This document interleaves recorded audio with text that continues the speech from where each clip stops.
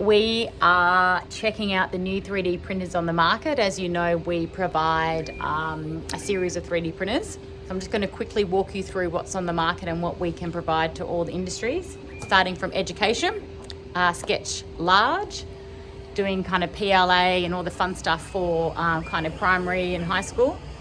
This is a Method XL, does lots of different filaments, higher education, manufacturing, engineering, does kind of ABS, all the carbon fiber, all that kind of fun stuff that you need for dimensional accuracy. Then we get into Formlabs, which great for your teeth, or the dentists and medical. I've got some samples for you here, doing all your molds for your teeth. Vacuum cleaner nozzles. We get right into some cool stuff here, which is powder, and you can do all flexible stuff like for your orthotics and things like that.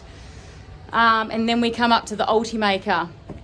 So this is like metal, and this does other material that like the Method can't do, and they're all completely different to each other, all have different accuracies, all do different filaments. Some are resin, some are plastic, some are carbon fiber. So depending on what you need, there is a 3D printer that will suit your industry.